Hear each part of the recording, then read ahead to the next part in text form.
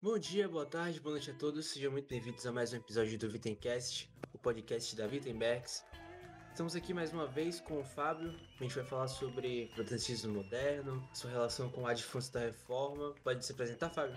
Olá, meu nome é Fábio, sou estudante de Teologia na Universidade Luterana do Brasil. Já estive aqui no Wittencast no passado e é um grande prazer estar aqui mais uma vez, né? O primeiro episódio do Wittencast, que foi sobre Escritura e Tradição, foi comigo. Nos últimos dias a gente também gravou mais alguns episódios. Estamos aproveitando aí esse momento do mês da reforma, né, vamos dizer assim, para tratar de alguns assuntos muitas vezes ignorados ou mal entendidos sobre a reforma. Então é um prazer estar aqui novamente, que seja uma verdadeira bênção a todos e muito proveitoso. Prazer é nosso, meu cara. Então, já que a gente vai falar sobre a relação do protestantismo com o Ad Fontes, se ele é realmente atualmente isso, a gente deveria entender o que era isso para os reformadores, né? Qual era a relação das autoridades dentro do contexto eclesiástico. Pode falar um pouco sobre isso pra gente? Certo, vamos lá. No último episódio que eu participei sozinho aqui na Wittencast, eu tratei um pouco sobre a questão da autoridade na igreja durante o período da reforma. Bom, no caso, seria importante vocês terem em mente toda essa questão, né? Porque isso acaba fluindo para o que a gente vai tratar hoje, né? A igreja do século XVI estava realmente desacreditada da igreja. Digamos assim, desde o século XIV até o século XV, principalmente no século XV, você vai encontrar um período que a igreja está cada vez mais se queimando e se demonstrando realmente uma péssima autoridade, sempre se reestruturando de novo, vai cúria, vem cúria,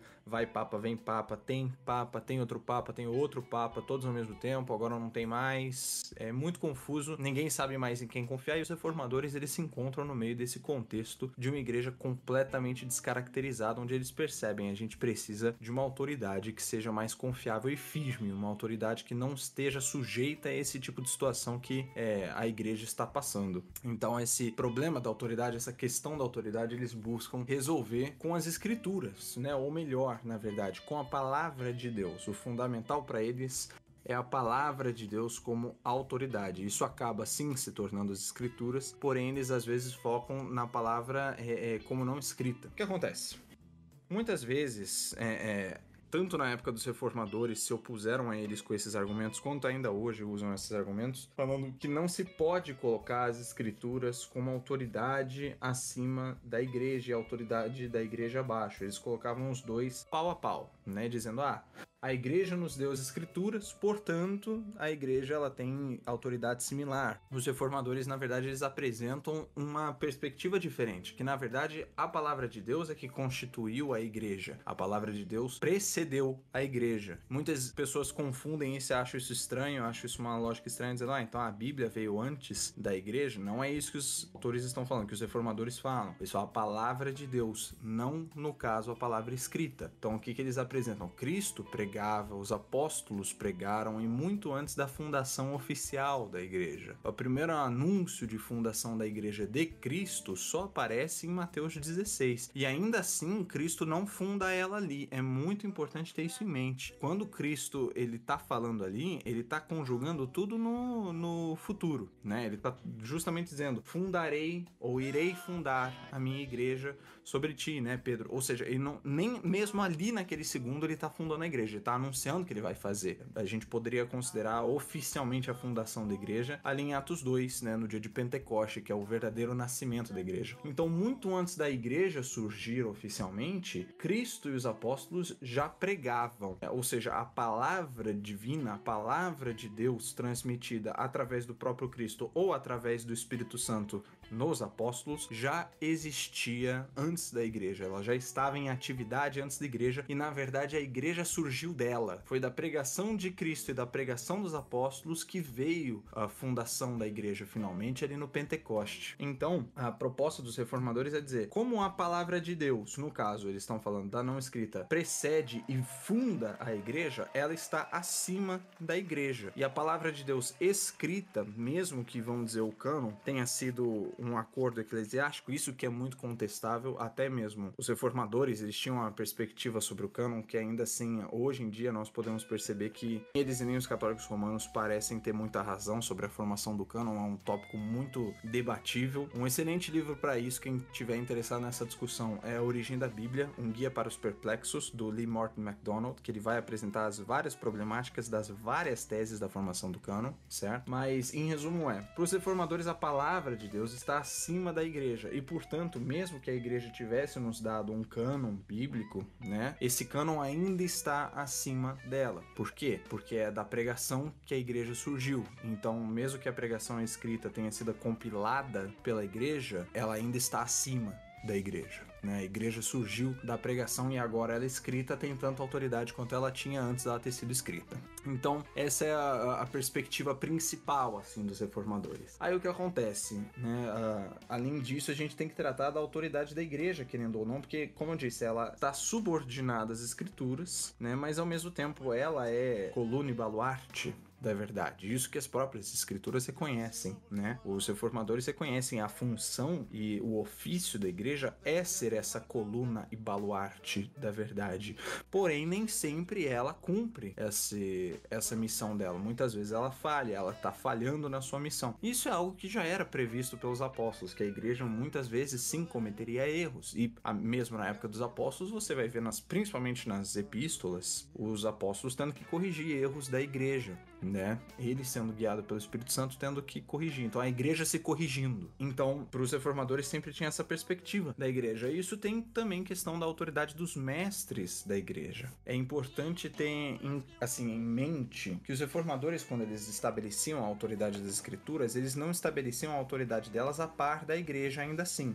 Como assim? As escrituras têm autoridade sobre a igreja, porém isso não significa que todo cristão individual tem autoridade de interpretar a escritura, ou que qualquer pessoa, mais ainda qualquer pessoa, tem autoridade de interpretar as escrituras. Não é isso que os autores reformadores têm em mente. Na verdade, para eles, você vai perceber isso bem nos escritos de Calvino, né? Eles têm em mente justamente que as escrituras têm que ser interpretadas dentro de um contexto eclesiástico. Uma pessoa que não é cristã, por exemplo, não tem direito de interpretar as escrituras, porque ela não tem o Espírito Santo que lhe foi conferida no batismo. Então ela não tem essa condição. E mais, o ofício de interpretar as escrituras sempre foi dado aos mestres.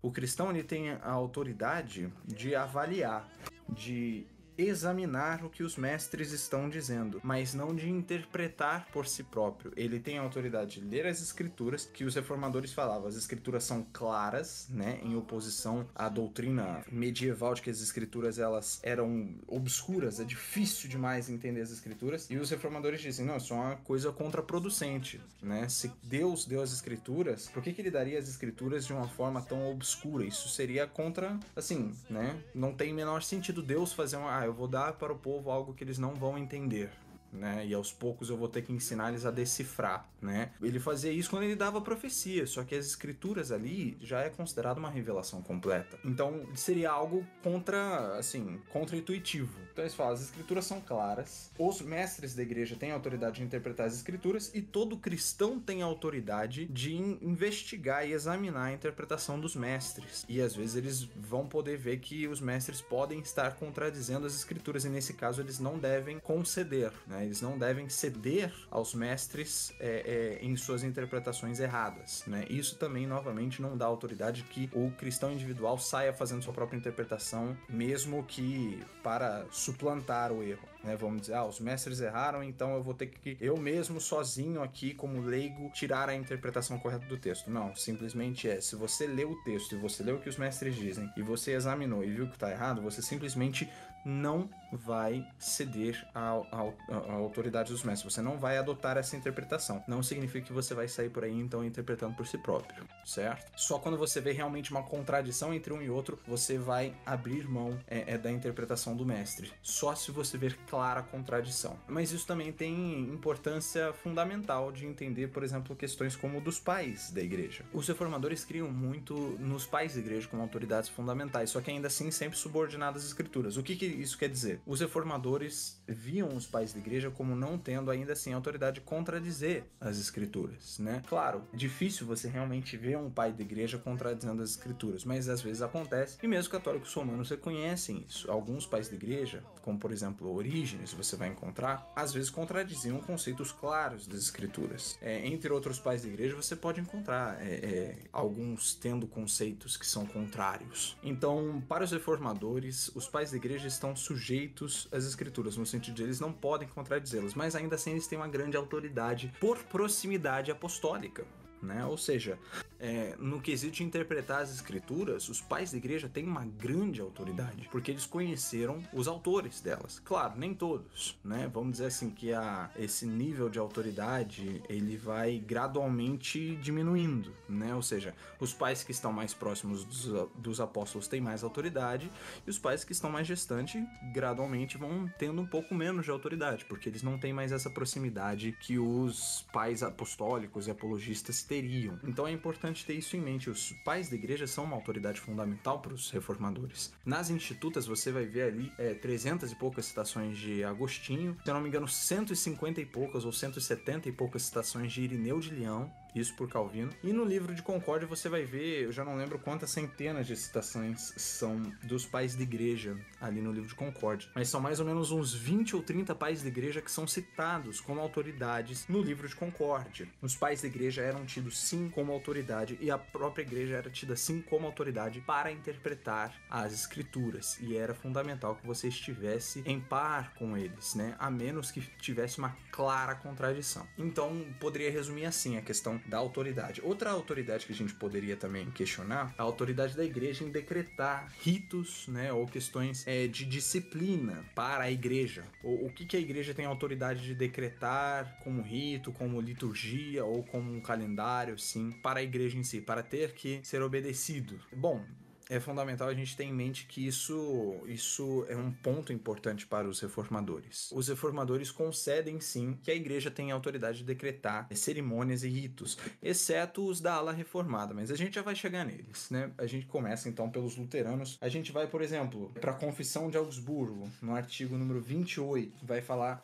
sobre a autoridade dos bispos ou o poder eclesiástico. A primeira grande parte desse artigo vai tratar sobre a diferenciação entre a autoridade eclesiástica e secular, né? Eles vão dizer, os bispos não têm direito de terem se a autoridade da espada, ou seja, a autoridade que tecnicamente é uma autoridade do Estado. Ele vai dizer, não, os bispos têm autoridade sagrada, têm autoridade eclesiástica, e a autoridade da espada, a autoridade do Estado é do Estado. As coisas têm que ser distintas. Então eles passam um tempo falando sobre isso, mas daí finalmente eles chegam na questão dos ritos e cerimônias. E daí eles vão dizer o seguinte, né? A gente vai lá para o artigo número 28 da Confissão de Augsburgo. Eu tô lendo do texto latino, onde se diz o seguinte, número 34 em diante. Mas, a respeito dessa questão, os nossos ensinam assim, que os bispos não têm poder para estabelecer algo contra o evangelho, conforme se mostrou acima. É o que também declaram os cânones em toda a distinção nona. Além disso, é contrário à escritura criar tradições a fim de que, pela observância delas, satisfazermos pelos pecados ou merecermos ser justificados. Ou seja, os reformadores, eles reconheciam sim a autoridade dos bispos, e isso mais adiante, se você continuar lendo ali o artigo e você também for para a apologia, você vai encontrar isso, né? Que eles reconheciam sim a autoridade da igreja em decretar ritos e cerimônias, ou seja, decretar liturgias, apesar deles mesmos falarem que não é necessário que em todo lugar se observe exatamente a mesma liturgia, mas sim, ainda assim, a igreja tem a autoridade de decretar liturgias para o povo e decretar cerimônias e calendários, vamos dizer, entre aspas. Então, eles mencionam, por exemplo, ali ainda no artigo a Páscoa, o Pentecoste, etc. E, logicamente, isso também influi para questões como a Quaresma, o Advento, a Epifania, o Tempo Comum. Então, eles reconhecem sim que os bispos têm essa autoridade de decretar ritos e cerimônias. Isso é parte sim da autoridade eclesiástica. A única coisa que poderia ser errado, onde eles não teriam autoridade, é quando eles decretam ritos que vão contra o evangelho, ou seja, ritos que tornem-se necessários para a salvação.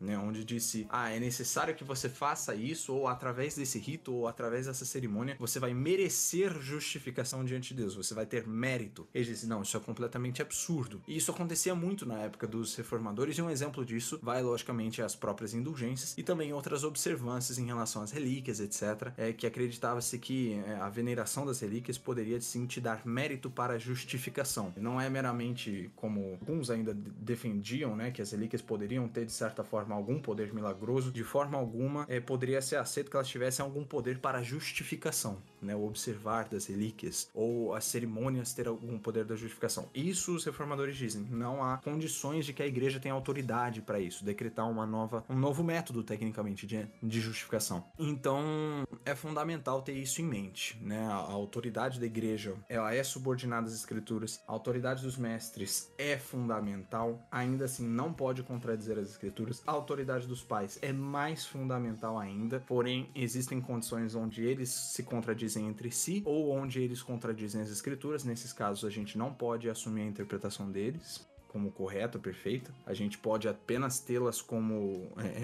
direcionamentos, mas onde eles concordam, você vai ver os reformadores dando uma posição de prestígio. Isso é evidente em trechos de Lutero, onde ele fala, por exemplo, em uma epístola dele, defendendo a presença real de Cristo, ele fala que seria absurdo que entre eles não tivesse sido levado em conta que unanimemente a presença real era admitida na igreja. Ele dá essa afirmação bem clara que é absurdo que a igreja dos reformadores, ou a igreja hoje em dia, se coloque em posição contra algo que foi unânime na igreja, né? E no caso ele está dando o exemplo da presença real. Ele fala, seria um grande absurdo, um grande sacrilégio, vamos dizer assim, que a igreja se opôsse ao que foi unânime entre os pais desde o começo. Ele fala, desde o começo isso foi fundamental, desde o período pós-apostólico, subapostólico. O caso é a epístola que ele escreveu ao Alberto da Prússia. Isso é de 1532. Você encontra essa epístola no volume 30 da Luther's Works.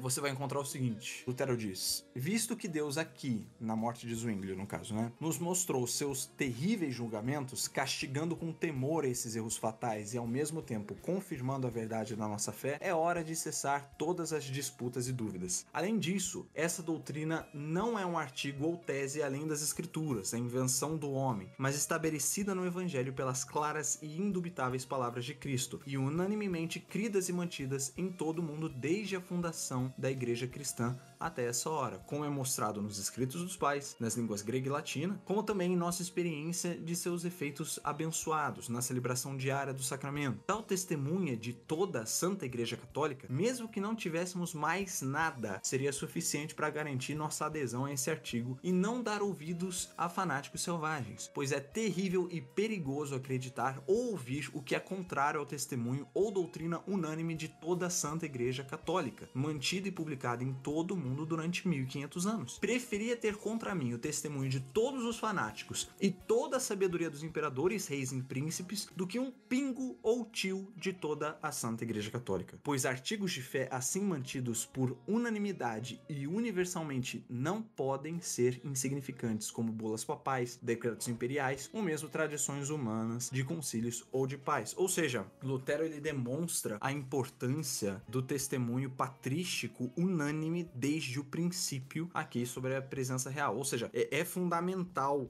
crer naquilo que foi unanimemente recebido pelos pais desde o princípio. Isso é fundamental. Não porque seja uma doutrina além das escrituras, mas realmente porque interpreta as escrituras, porque é devido à interpretação do que já está ali revelado. E por mais que outra pessoa tente distorcer as escrituras por exegese X ou Y ou Z, ele vai falar, toda a igreja desde o princípio sempre creu que a interpretação correta das escrituras é essa aqui, que essa aqui é a doutrina que os apóstolos afinal de contas ensinaram. Portanto, eu prefiro que toda a sua exegese, toda a sua sabedoria seja colocada contra mim, do que eu contradizer o que desde os apóstolos é recebido. Então, isso é muito claro. em Lutero. Então, eu creio que com essas falas a gente consegue já pincelar o suficiente a questão da autoridade nos reformadores. Agora, só finalizando, que eu disse que eu ia comentar sobre isso, o pessoal da ala reformada, que tem a questão do princípio regulador do culto, sempre teve ressalvas na questão da autoridade da igreja em decretar ritos e cerimônias, ou seja, liturgias. Eles vão dizer que a liturgia e todas as cerimônias devem também vir da escritura, que na minha opinião, a grande loucura,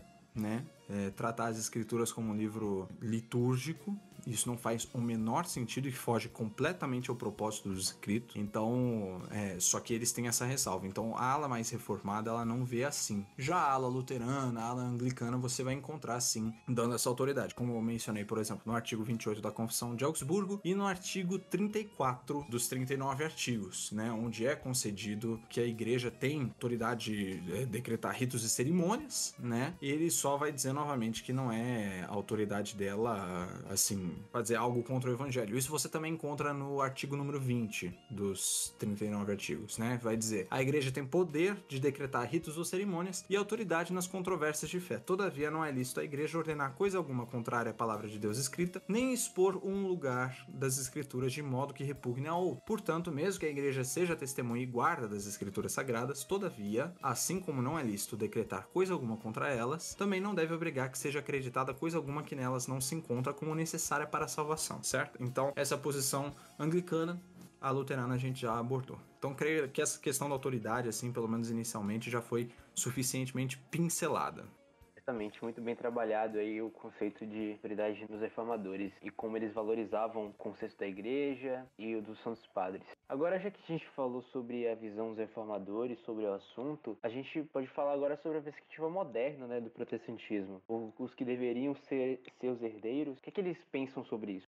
Certo, o protestantismo moderno, ele foge muito da concepção dos reformadores. Você vai encontrar muito no protestantismo moderno algo que, na verdade, é muitas vezes uma contradição direta ao que os reformadores criam. E é fundamental ter isso em mente. Eu já recomendei em outros podcasts a leitura de The Shape of Sola Scriptura, do Keith Matheson. Eu acho fundamental a leitura desse livro para entender Sola Scriptura. Também recomendaria Tradition in the Early Church, do R.P.C. Hansen, né, o bispo da igreja irlandesa. E também The Principle of Protestantism, do Philip Schaff, principalmente onde ele vai tratar, na primeira parte do livro, né, que o livro é dividido em partes, a primeira parte do livro, que é a relação da igreja protestante, quer dizer, o princípio da igreja protestante em sua relação original à igreja católica romana, e na parte onde ele vai tratar sobre o princípio formal, que ele vai tratar do mesmo assunto que o Keith Matheson aborda mais amplamente. Só que eu acho que colocar um do lado do outro, né, seria muito legal, que às vezes Schaff dá uma pincelada em uma coisa ou outra que Matheson acabou não abordando, né, então eu consideraria como complementares. Muito boas leituras. E também, né, o primeiro Wittencast que existiu, o primeiro episódio, a gente trata sobre isso, né, sobre a questão de autoridade entre escritura e tradição. Eu creio que lá você também vai encontrar algo mais completo. Agora, no protestantismo moderno, essa questão de ad fontes, essa questão de leitura da Bíblia e também das fontes antigas é muito deturpado, não tem quase nada a ver com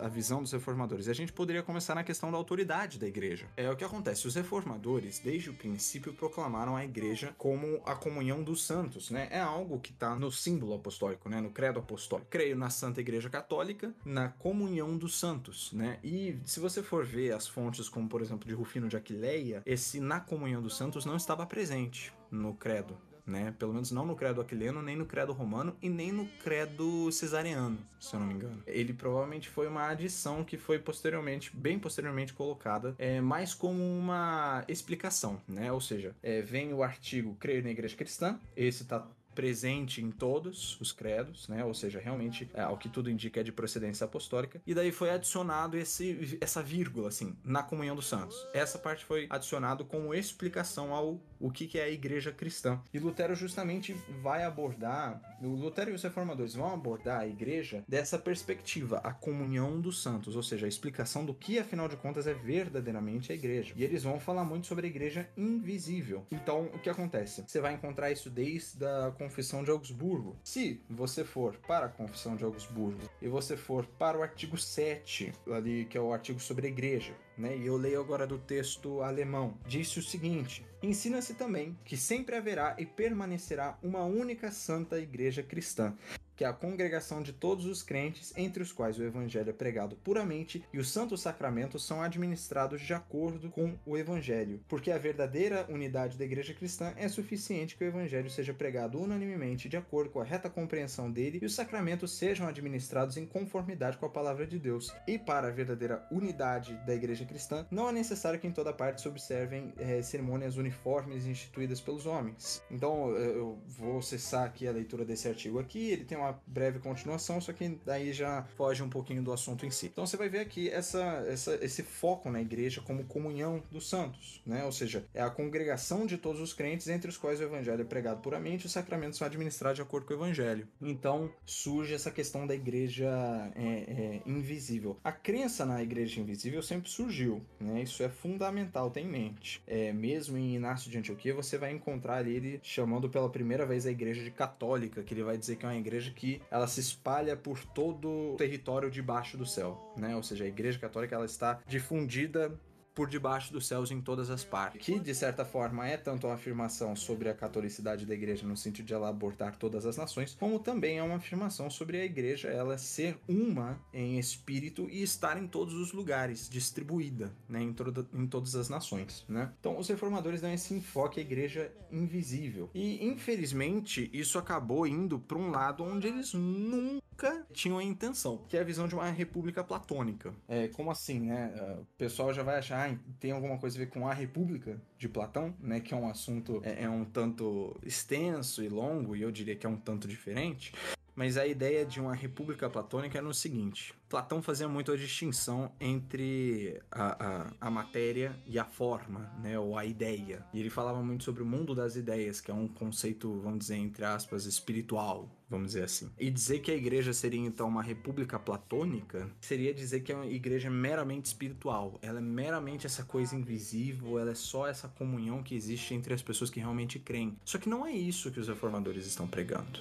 Não é isso que eles falam. Por exemplo, se você volta lá, ele vai dar os sinais da igreja invisível através da igreja visível. Nunca uma está sozinha da outra, certo? Isso é muito fundamental. Eles nunca separavam uma da outra, como nunca se deve separar. Deve-se reconhecer a distinção, porque mesmo no evangelho você vai reconhecer Cristo falando sobre o inimigo plantando o joio no meio do trigo dele, né? Cristo, ele pregou o trigo, né? O trigo tá crescendo, que os verdadeiros cristãos estão crescendo, e Satanás foi lá e meteu o joio no meio do trigo, que parece com trigo, só que não é trigo. Então isso é algo que vem desde os evangelhos e é necessário distinguir, mas nunca se pode separar, no sentido de não existe igreja invisível sem que exista igreja visível. E aqui no artigo 7 ele dá os sinais da igreja invisível através da igreja visível. Como? Pregação do evangelho puramente pregado. E os sacramentos são administrados de acordo com esse mesmo evangelho. Porém, ao mesmo tempo tem a questão da autoridade, né? Se você volta no artigo 5, os artigos devem ser interpretados um em relação ao outro. Ou seja, vamos lá para o artigo 5, né? Que ele também faz a interpretação desse artigo 7. Vai dizer: para conseguirmos essa fé, instituiu Deus o ofício da pregação, dando-nos o evangelho e os sacramentos, pelos quais, como por meios, dá o Espírito Santo, que opera a fé, onde e quando lhe apraz, naqueles que ouvem o evangelho, o qual ensina que temos, pelos méritos de Cristo, não pelos nossos, um Deus gracioso, se cremos. Condenam-se os anabatistas e outros que ensinam a alcançarmos o Espírito Santo mediante a preparação, pensamentos e obras próprias, sem a palavra física do evangelho. Ou seja, esse sem a palavra física do evangelho é importante. Ele justamente está acusando contra essa ideia de uma república platônica. Ele está demonstrando, não, o evangelho verdadeiro, ele vem através do ofício da pregação. Esse evangelho puramente pregado, ele tem que realmente ser pregado. Não sem a palavra física, mas através da palavra física, porque Deus instituiu aqui, para conseguirmos essa fé, o ofício da pregação. A pregação não só no sentido de pregar ali falando, né, como a gente tem o momento da homilia, né, durante a liturgia, mas os sacramentos também é pregação. Os reformadores, quando eles falam de pregação, eles também estão abordando sacramentos. Às vezes a gente acha que com pregação ele tem o nosso conceito moderno de pregação. Não. Os reformadores viam os sacramentos como pregação também. Então, quando fala-se de palavra ou de pregação, muitas vezes os reformadores também estão falando dos sacramentos. Eles também estão abordando. Então ele fala que a igreja, ela, por mais que seja essa congregação dos santos, não é essa república platônica. Ela dá os seus sinais através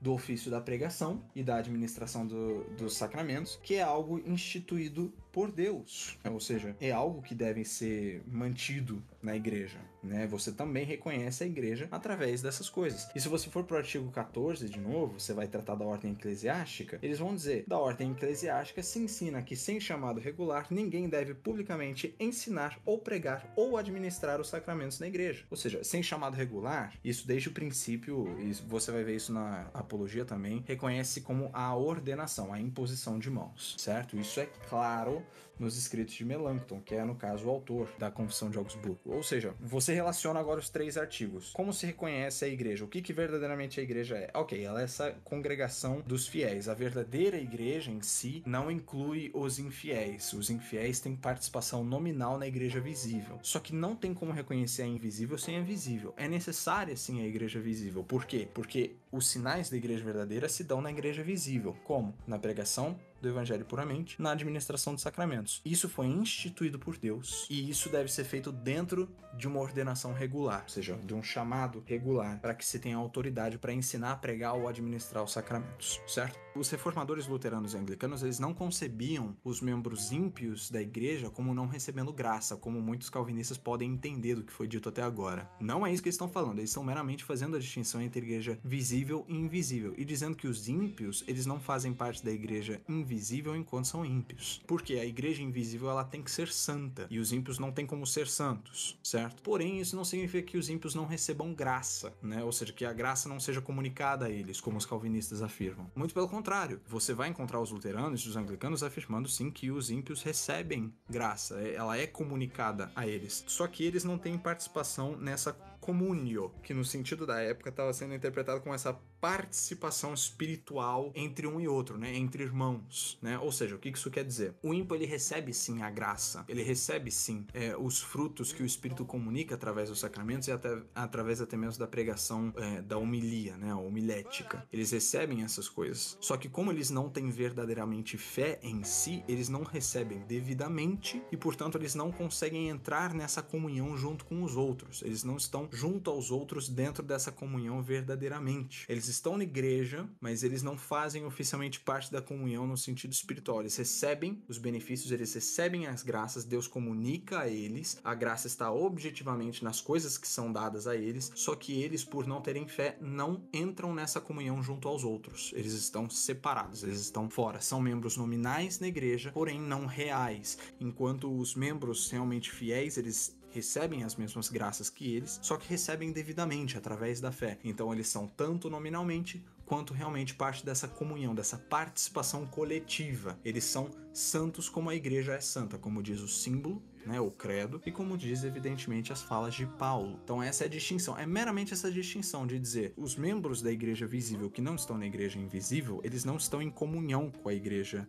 invisível em sentido total, eles não vão ser salvos, por assim dizer. Existem pessoas que são ímpias que estão na comunhão da igreja, só que só na comunhão da igreja visível, eles não são rebanho de Cristo, eles recebem os sacramentos, eles recebem a graça, só que essa graça, ela não é recebida devidamente através da fé, porque eles são ímpios, eles não são santos. Então, portanto, eles não entram nessa comunhão junto aos outros, né? Eles recebem indevidamente. É importante ter essa concepção de que os reformadores de posição mais agostiniana, eles reconhecem sim que alguém pode em algum momento estar na comunhão da igreja invisível e sair dela, e talvez depois voltar de novo ou não. Isso é sim plenamente concebido, que alguém pode em algum momento estar na comunhão da igreja invisível e depois sair e depois voltar ou não voltar. Fica aí bem a critério da ação do Espírito Santo aí se a pessoa volta ou não. Então, sim, os reformadores eles tinham essa concepção é um tanto diferente da concepção reformada. Não é a mesma coisa de forma alguma. Agora, você vai ver na apologia da Confissão de Augsburgo, você vai ver o próprio Melanchthon fazendo essa crítica ao conceito de uma república platônica com as próprias palavras, na verdade. Os católicos romanos, alguns, caluniaram os reformadores de defender isso. E ele justamente se defende dizendo: e nós, deveras, não sonhamos uma sociedade platônica como alguns impiamente sofismam, porém dizemos que existe essa igreja, a saber, os devera crentes e justos, esparsos por todo o mundo, e adicionamos as notas, a doutrina pura do evangelho e os sacramentos. Essa igreja é propriamente coluna da verdade, pois retém o evangelho puro e, como diz Paulo, o fundamento, isso é, o verdadeiro conhecimento de Cristo e a fé. Ainda que entre eles também há muitos fracos, que sobre o fundamento edificam palha que perece, isso é, certas opiniões inúteis, as quais, entretanto, por não subverterem o fundamento, ora lhes são perdoadas, ora também são emendadas, né? Ou seja, os reformadores não tinham esse conceito de república platônica, né? De uma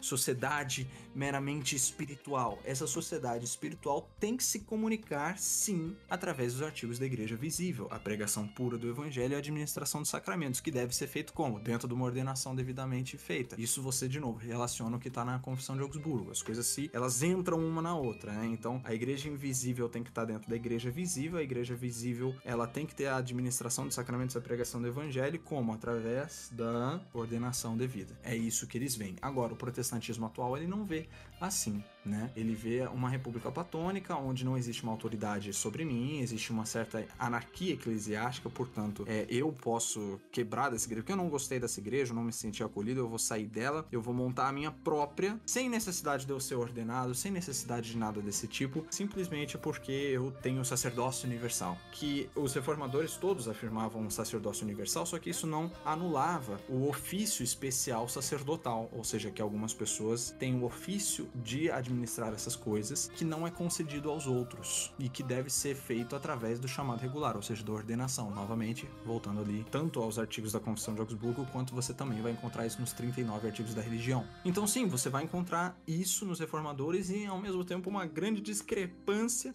com o protestantismo moderno, com 1 milhão aí de seitas que surgem todo dia porque tal pastor ou tal leigo, na verdade, né, não se sentia à vontade com a igreja X ou Y, então ele foi lá e montou a própria. Né? Não é isso que os reformadores tinham em mente. Isso também sangra, né, ou melhor, flui para dentro da interpretação bíblica deles. Como não tem mais autoridade da igreja, não tem mais autoridade dos pais da igreja, não tem mais nenhuma autoridade da tradição, apenas a Bíblia, e nem mesmo a Bíblia às vezes em si lida num contexto histórico ou lendo dentro de um contexto eclesiástico em geral, rola uma anarquia exegética, né? Isso é bem evidente entre os anabatistas desde o começo e depois vai para as denominações que devidamente surgiram ou foram influenciadas por esses grupos. Então eles vão fazer uma releitura da Bíblia completamente independente do contexto devido, tanto histórico quanto eclesiástico. E vem as interpretações completamente bizarras que a gente tem nos últimos, 400 anos, principalmente. Junto a isso, vem também essa questão da rejeição à igreja, vem a rejeição ao que a igreja decretou de rito, né? A gente já abordou nessa autoridade da igreja decretar ritos, rola essa rejeição ao rito como se ele fosse meramente performance. Isso surge muito entre os puritanos, entre os quakers e entre os pietistas, né? São 3 grupos distintos, só que com ideais muito similares que surgiram ali na mesma época. Os pietistas surgiram dos luteranos e separaram dos luteranos, porque eles criam algo muito mais puro do que os gnésio-luteranos, né? Vamos dizer assim, eles se viam como mais fiéis, mais piedosos, né? Aí os quakers na Holanda, né? Vêm dos reformados também, e os puritanos, principalmente na Escócia e na Inglaterra, também vem dos reformados. E também tinham essa visão de algo mais puro, uma igreja mais pura contra essa performance, né? Então, por esse desdém para com os ritos externos, que na verdade são atividades de fé e são ferramentas para a piedade religiosa, eles rejeitam isso como se fosse puramente performance. Ah, isso é pompa. Sim, é fato que a igreja medieval tinha pompa e os reformadores fazem críticas a coisas que não tinham sentido. Muitas coisas na missa medieval nem sentido tinham, era meramente fazer por fazer, nem representava nada. E os reformadores cortam essas pompas que não tem a menor necessidade e não tem o menor sentido, ou ensino, ou função, ou significado. Eles cortam isso. Agora, esses puritanos, esses pietistas, esses quakers, eles veem tudo praticamente como sem significado, como sem função, como sem objetivo. Era meramente performance. Tudo é pompa, tudo é isso, tudo é aquilo. Então não pode usar essa veste. Os pietistas viam muito tipo, não pode usar a veste eclesiástica, as vestes sacerdotais, porque vai contra a doutrina do sacerdócio universal, que é uma farsa, essa afirmação, uma grande farsa. A falta de compreensão do ofício sacerdotal, que é diferente. Não pode, a igreja não pode decretar ritos e tudo mais, então a gente não vai ter nem celebração de Páscoa, nem celebração de Natal, como muitos puritanos fazem. Na igreja do Spurgeon, lá na Inglaterra, eu visitei o Tabernáculo Metropolitano ali em 2018, eu fui no dia de Páscoa. Na mesma manhã, eu fui na igreja ali de Londres, uma paróquia anglicana de Londres, e logo em seguida eu fui também no Tabernáculo Metropolitano, onde Spurgeon pregava. Uma começava e terminava o culto com He is risen indeed, né? Ou seja, Cristo ressuscitou, ele realmente ressuscitou. E eu fui na igreja de Spurgeon e não teve um A ou um B ou qualquer coisa sobre o dia da Páscoa, que era domingo de Páscoa, era amanhã de domingo de Páscoa. Não teve um A sobre a Páscoa, não teve nenhum He is risen, não teve um nada, não é mencionado. Por quê? Porque isso é pompa, porque isso é performance, porque isso é fora das escrituras. Idealiza-se uma espiritualidade ascética, ou melhor, ascética não, vamos dizer, uma espiritualidade platônica. É ótimo dizer assim, espiritualidade platônica, uma espiritualidade, na verdade, gnóstica, de sou eu com Deus apenas, e eu demonstro toda a minha piedade internamente em meu coração. É, na verdade, uma substituição das práticas piedosas que vêm do espírito e se externalizam na vida e no que eles chamam de performance, se externaliza nessas obras e nessas cerimônias e nesses ritos, é uma rejeição disso e uma substituição disso por mero sentimentalismo. Mero o que o meu coração me diz. Mero, isso que eu sinto. Espiritualidade gnóstica é o termo perfeito. Sim. Porque essa mentalidade gnóstica, ela perpassa por toda a teologia. Desde a negação dos sacramentos como um meio visível de graça. O próprio Zwinglio, ele é agnóstico assim no seu âmago. Ele escreve explicitamente que a matéria é ruim, é podre e não pode passar graça por ela. É um gnosticismo escancarado. E aí você vê, por exemplo, muitos pastores batistas, o Iago Martins, por exemplo. Uma vez eu vi uma história dele falando que uma fé intelectual é uma fé gnóstica. Aí ele nega os sacramentos no geral, falando, por exemplo, a questão do batismo. Valorização exagerada do intelecto, substituindo a experiência sacramental que é muito superior a ele. Espiritualidade gnóstica é um nome perfeito para a espiritualidade do protestantismo moderno. Sim, é uma visão completamente gnóstica, onde o material, o físico, ou vamos dizer, entre aspas, performático, operacional, é totalmente desfeito. A religião é doutrina e é ensino correto. E no caso, Iago Martins, quando ele provavelmente falou isso, ele estava pensando, uma religião só de intelectualidade, algo que não se demonstra na prática, isso é gnosticismo, que também é verdade, só que ao mesmo tempo, o que ele faz também é uma visão gnóstica. Sim, a visão batista convencional, né? Não vamos nem abordar os batistas particulares, que são os chamados reformados, que pelo menos na ceia do Senhor eles ainda reconhecem graça e presença de Cristo. Mas os batistas em geral, os quakers, os anabatistas, os pietistas, os puritanos, todos eles tinham essa espiritualidade gnóstica, da abrir mão do que se demonstra no mundo físico. Abrir mão, eles todos logicamente valorizavam as obras, né? Os quakers eram extremamente legalistas, né? Só que ainda assim toda a espiritualidade, toda a demonstração e devoção religiosa era só no coração e todo o rito externo é totalmente pueril, é performance. Então isso vê quanto impacto tem, né? Isso também vem dessa rejeição da herança eclesiástica, né? Eles queriam quebrar com a doutrina romana e daí quiseram fazer um restauracionismo nu. Vamos restaurar a igreja original, que é uma igreja que evidentemente não fazia nada.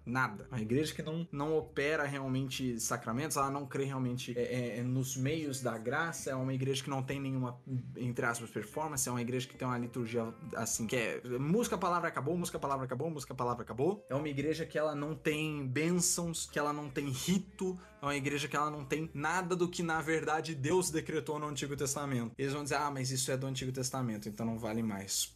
Onde que diz isso, né? Vão dizer que tá em Hebreus, só que eu quero ver onde que Hebreus diz realmente que nenhuma cerimônia mais existe, né? A grande farsa, a leitura péssima de Hebreus de todo o Novo Testamento. A igreja, ao longo dos séculos, ela foi criando uma herança litúrgica e uma herança ritualística que é sim muito útil. Ela vai trazer ritos que antes realmente não existiam, mas que se tornaram ótimas ferramentas para a prática cristã. E você não fazer eles é uma coisa, é direito seu não fazer. Agora você rejeitá-los é você fazer mal à igreja, é você se pagar de melhor, é você se pagar de espiritual, que é uma grande farsa. Na verdade, você só atrapalha a devoção comum, você atrapalha as pessoas de terem ferramentas que sejam úteis para a devoção pessoal e coletiva, certo? Isso surge desse espírito restauracionista de rejeitar toda a igreja e tudo que foi construído pela igreja e refazer do zero, algo que os reformadores magisteriais nunca nem conceberam, algo que é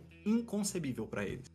Perfeito, a gente tratou aí das visões acerca do que é retorno às fontes, do que é autoridade da igreja na reforma, quanto no protestantismo moderno, tá suficiente. Agora, Fábio, as considerações finais? Certo, considerações finais. Hoje, no protestantismo, é muito diferente do protestantismo original. As crenças anabatistas, as crenças da reforma radical, são dominantes, infelizmente, no protestantismo. Elas devem ser abolidas do protestantismo. Elas levam a um problema sacramental, a um problema eclesiológico, e ambos levam a um problema de autoridade, né? Você vai ver hoje uma exegese muito sem autoridade e vocês veem muitos exegetas independentes, vamos dizer assim, fazendo exegeses absurdas meramente para rejeitar a autoridade da igreja. Eu vou citar novamente o exemplo que eu citei no Twitter esses tempos atrás, né? Do D.A. Carson. Muitas pessoas não entenderam o intuito do meu tweet, então eu vou explicar aqui. Veja bem, lá pela década de 70 até o começo da década de 80, D.A. Carson tinha um problema com interpretar João 3,5, né, que é quando Cristo fala para Nicodemos que o homem deve nascer da água e do Espírito para ser salvo, né, que é uma clara referência ao batismo, ao sacramento do batismo. Só que ele diz, e ele não explica nem um pouco bem, que após muitas considerações sobre as interpretações, ele descartou toda a interpretação sacramental porque ela é anacrônica, que é uma farsa, isso é uma grande mentira dele, que ela é completamente anacrônica e foge ao propósito de João, outra farsa.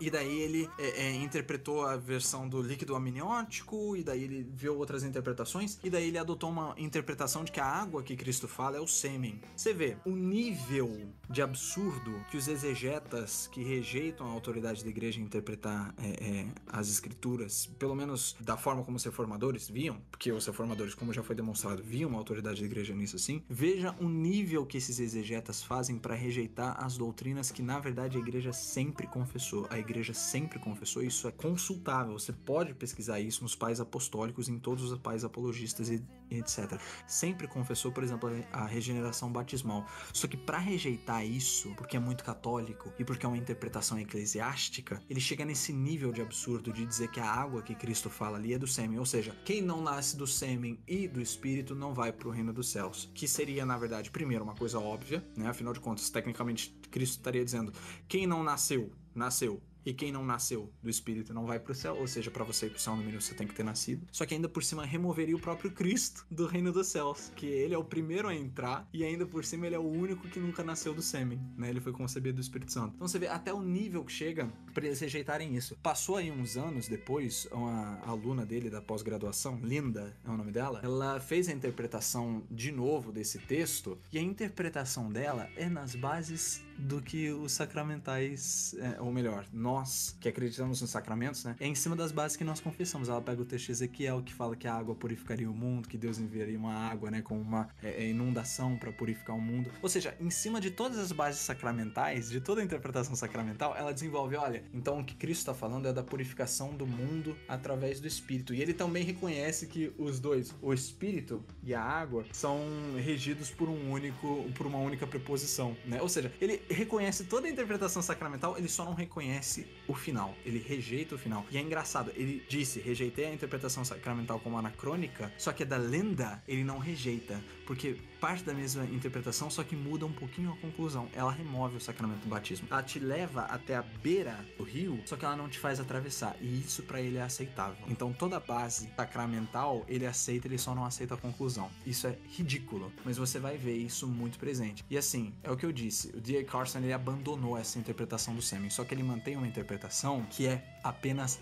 parcial, é uma grande farsa e mostra o nível da desonestidade dos exegetas dessa ala mais radical para não reconhecer a autoridade da igreja e para não reconhecer a autoridade dos pais da igreja que os reformadores reconheciam. O protestantismo moderno não é o protestantismo histórico. O protestantismo histórico você vai encontrar nas igrejas que são realmente mais fiéis, que vão ser as igrejas mais da reforma magisterial, principalmente luterana e anglicana, principalmente entre os seus teólogos mais devidos. Eu creio que é importante a gente repensar o nosso protestantismo e reconhecer que a gente tem muita desonestidade no protestantismo moderno e que isso tudo vem da reforma radical e da sua anarquia eclesiológica, que nunca foi proposta dos reformadores. Perfeito. que façamos isso. Estamos aqui tentando mostrar isso pra vocês para que esse processo acelere, né? Então é isso, muito obrigado pela presença, Fábio, de você ouvinte até aqui. Os últimos episódios estão aí no Spotify, no YouTube.